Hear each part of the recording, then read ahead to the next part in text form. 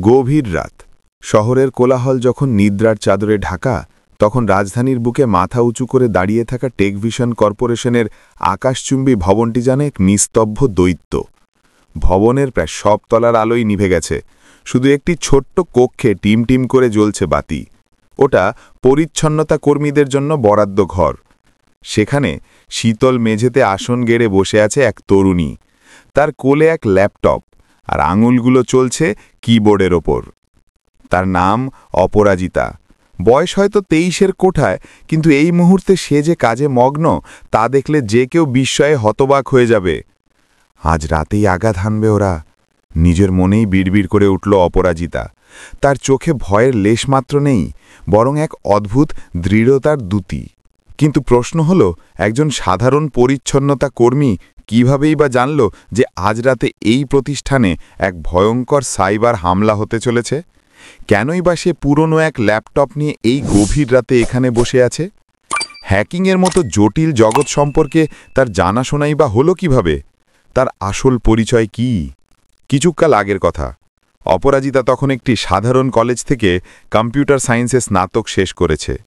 ফলাফল ঈর্ষণীয়, সিজিপিএ 3.90। তার স্বপ্ন ছিল দেশের সেরা কোনো প্রযুক্তি প্রতিষ্ঠানে নিজের মেধার স্বাক্ষর রাখবে। কিন্তু কঠিন বাস্তবতা তার স্বপ্নের পথে দেয়াল তুলে দাঁড়াল। কয়েক বছর আগেই তার বাবা, যিনি একটি ছোট্ট কম্পিউটারের দোকান চালাতেন, হৃদরোগে আক্রান্ত হয়ে পরপারে পাড়ি জমান। ছোটবেলা থেকেই অপরাজিতা বাবার দোকানে বসে কম্পিউটারের যন্ত্রপাতির সাথে খেলতে খেলতে বড় হয়েছে। কোডিংয়ের প্রথম পাঠটাও বাবার কাছেই পাওয়া। বাবা প্রায়ই মাকে বলতেন, দেখো, আমাদের মেয়েটা অনেক বড় হবে। কিন্তু বাবার মৃত্যুর সাথে সাথেই যেন তাদের স্বপ্নগুলো এক ফুৎকে নিভে গেল। মা অসুস্থ হয়ে পড়লেন। ডায়াবেটিস আর হৃদযন্ত্রের সমস্যা তাকে প্রায় শয্যাশায়ী করে দিল। ছোট দুই ভাই আফিন আর শাফিন তখন স্কুলের গণ্ডিতে। পুরো পরিবারের দায়িত্ব এসে পড়ল অপরাজিতার নরম কাঁধে। স্নাতক শেষ করে সে 18টিরও বেশি প্রতিষ্ঠানে চাকরির আবেদন করেছিল। 12টি জায়গা থেকে ডাকও পেয়েছিল, কিন্তু প্রতিবারই ফলাফল ছিল এক রাশ হতাশা। একবার এক নামকরা সফটওয়্যার কোম্পানিতে সাক্ষাৎকারের জন্য গিয়েছিল। বোর্ডের এক কর্মকর্তা বলেছিলেন, আপনার প্রাতিষ্ঠানিক ফলাফল চমৎকার, কিন্তু আপনার কোনো বাস্তব কাজের অভিজ্ঞতা নেই, আমরা অভিজ্ঞ প্রার্থী খুঁজছি। অপরাজিতা দৃঢ়ভাবে বলেছিল, স্যার, আমি শিখতে প্রস্তুত, আমাকে শুধু একটি সুযোগ দিন। দেখুন, আমাদের প্রতিষ্ঠান অত্যন্ত পেশাদার এবং আমাদের নিজস্ব মানদণ্ড রয়েছে। কর্মকর্তার তীক্ষ্ণ দৃষ্টি অপরাজিতার সাধারণ শাড়ি আর সাদামাটা চেহারার ওপর দিয়ে যেন তাকে মাপছিল। অপরাজিতা বুঝে গিয়েছিল, সমস্যা তার যোগ্যতায় নয়, সমস্যা তার পোশাকে, তার পরিচয়ে। আরেকবার একটি নতুন কোম্পানিতে ইন্টারভিউ দিতে গিয়েছিল। সেখানে সিইওই নিজে বলেছিলেন, আপনার জীবন বৃত্তান্ত বেশ আকর্ষণীয়, কিন্তু আমাদের গ্রাহকেরা খুব উচ্চ পর্যায়ের, আপনি কি ইংরেজিতে ফ্লুয়েন্ট? অপরাজিতা ইংরেজিতেই উত্তর দিয়েছিল, কিন্তু তার উচ্চারণে মাতৃভাষার টান স্পষ্ট ছিল। সিইওর মুখে ফুটে উঠেছিল এক ধরনের তাচ্ছিল্যের হাসি। আমরা আপনাকে জানাবো। এই ছিল তার শেষ কথা। 3 মাস চাকরির চেষ্টার পর ঘরের খাবার প্রায় শেষ, মায়ের ওষুধের টাকা নেই, ভাইদের স্কুলের বেতন বাকি। এই চরম অসহায় অবস্থায় অপরাজিতা টেকভিশন কর্পোরেশনে পরিচ্ছন্নতা কর্মীর চাকরিটা নিল। বেতন সামান্যই। প্রথম দিন যখন নীল ইউনিফর্মটা পরল, আয়নায় নিজেকে দেখে দুচোখ ঝাপসা হয়ে এলো।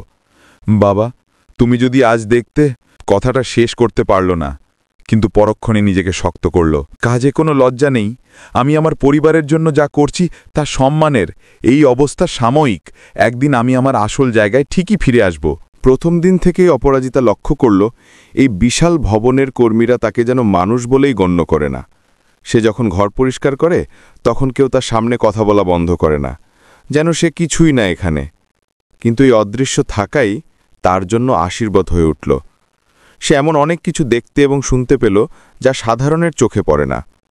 একদিন সকালে আইটি বিভাগের ঘর পরিষ্কার করার সময় সে শুনতে পেল দুজন প্রোগ্রামার কথা বলছে, ভাই, আমাদের নিরাপত্তা ব্যবস্থা কিন্তু খুবই দুর্বল, ফায়ারওয়ালটা হালনাগাদ করা ভীষণ জরুরি। কিন্তু ম্যানেজমেন্ট তো বাজেট দিচ্ছে না, বলছে এখন পর্যন্ত তো কোনো সমস্যা হয়নি। অপরাজিতা মনে মনে ভাবল, এটা তো মহাবিপদের সংকেত। অপরাজিতার কাজের সময় ছিল সকাল থেকে বিকেল পর্যন্ত, কিন্তু সে প্রায়ই রাতে ফিরে আসত অফিসে। নিরাপত্তা প্রহরীরা তাকে চিনত, তাই ভেতরে প্রবেশ করতে কোনো বাধা ছিল না।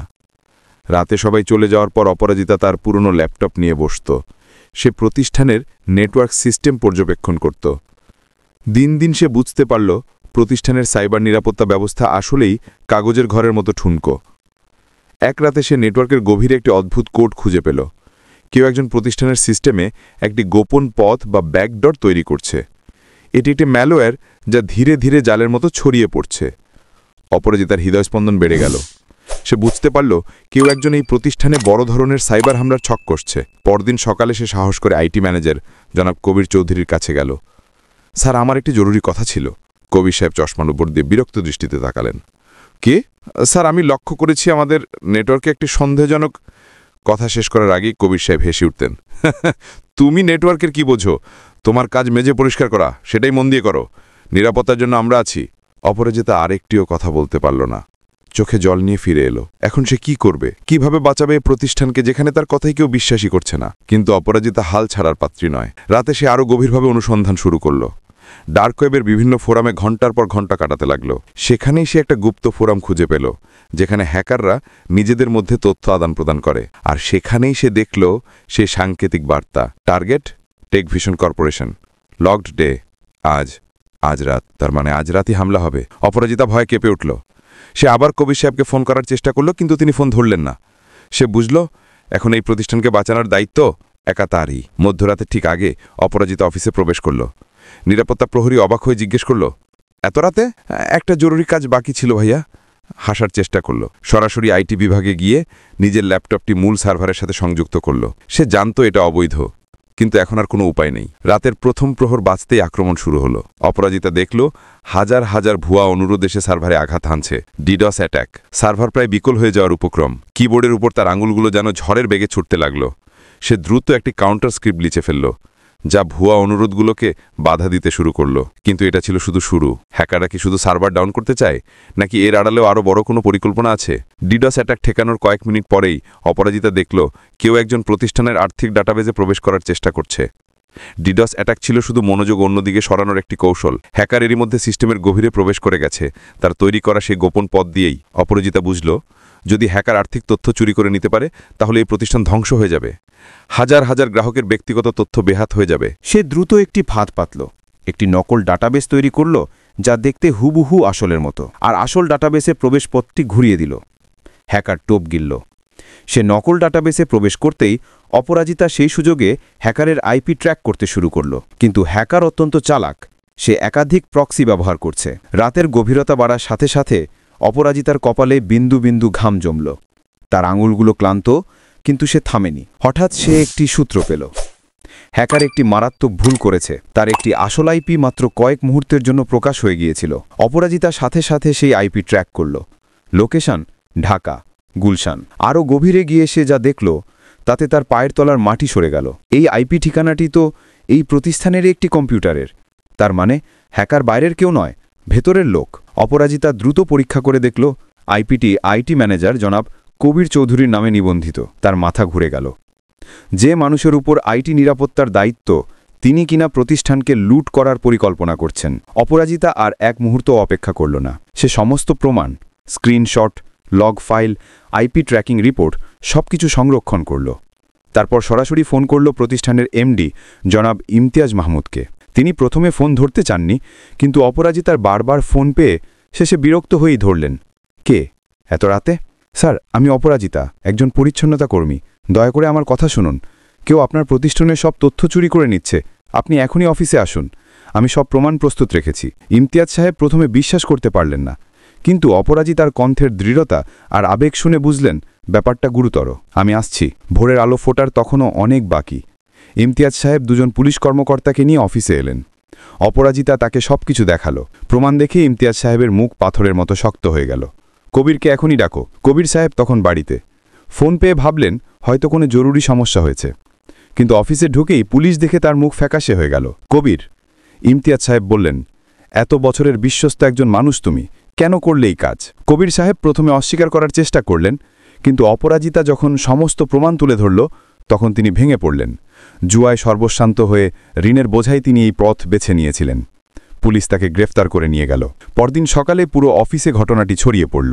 ইমতিয়াজ সাহেব সবাইকে ডেকে একটি সভা করলেন। সেখানে তিনি বললেন, আমাদের এই প্রতিষ্ঠান আজ যে সুরক্ষিত আছে তার একমাত্র কারণ অপরাজিতা, একজন পরিচ্ছন্নতা কর্মী যাকে আমরা কেউই কোনোদিন গুরুত্ব দিইনি। সেই আজ আমাদের সবাইকে বাঁচিয়েছে। সবাই অবাক হয়ে অপরাজিতার দিকে তাকালো। কেউ কেউ নিজের আচরণের জন্য লজ্জিত হল। ইমতিয়াজ সাহেব এগিয়ে এসে অপরাজিতার হাত ধরে বললেন, অপরাজিতা, আজ থেকে তুমি আমাদের সাইবার সিকিউরিটি দলের প্রধান। তোমার বেতন হবে ৮০,০০০ টাকা এবং প্রতিষ্ঠানের পক্ষ থেকে তোমাকে ৫ লক্ষ টাকার একটি বিশেষ বোনাস দেওয়া হচ্ছে। অপরাজিতার চোখে জল এসে গেল। সে বিশ্বাসই করতে পারছিল না। কাঁপা কাঁপা গলায় বলল, ধন্যবাদ স্যার। আমি জানি না কি বলবো। ধন্যবাদ তোমাকে দিতে হবে অপরাজিতা। তুমি প্রমাণ করেছ যোগ্যতাই আসল পরিচয়, পোশাক বা পদবি নয়। আজ অপরাজিতা শুধু একজন সাইবার সিকিউরিটি বিশেষজ্ঞ নয়, সে হাজারো তরুণের অনুপ্রেরণা। তার মা এখন সেরা চিকিৎসা পাচ্ছেন, ছোট ভাইরা পড়ছে শহরের নামকরা স্কুলে। কিন্তু সবচেয়ে বড় কথা, অপরাজিতা প্রমাণ করেছে মানুষ যদি তোমাকে অবহেলা করে তার মানে এই নয় যে তুমি অযোগ্য। তোমার ভেতরের আগুন আর প্রতিভা একদিন ঠিকই প্রকাশ পাবে। অপরাজিতা আজও মাঝে মাঝে নতুন পরিচ্ছন্নতা কর্মীদের সাথে বসে চা খায়, তাদের সাথে গল্প করে, কারণ সে ভোলেনি তার যাত্রা কোথা থেকে শুরু হয়েছিল। অনেকেই তাকে জিজ্ঞেস করে, এত কষ্টের মাঝেও তুমি হাল ছাড়নি কিভাবে? অপরাজিতা হেসে উত্তর দেয়, কারণ আমি বিশ্বাস করতাম একদিন আমার যোগ্যতার সঠিক মূল্যায়ন হবে। শুধু সঠিক মুহূর্তের জন্য অপেক্ষা করতে হয় এবং সেই মুহূর্ত এলে নিজেকে প্রস্তুত রাখতে হয়। এই গল্প আমাদের শেখায়, পরিস্থিতি যতই প্রতিকূল হোক, নিজের স্বপ্নের উপর বিশ্বাস হারাতে নেই। রাতের পরেই যেমন ভোর আসে, তেমনি কঠিন সময়ের পর সফলতা আসবেই। শুধু প্রয়োজন ধৈর্য, অধ্যাবসায় এবং নিজের প্রতি অগাধ বিশ্বাস।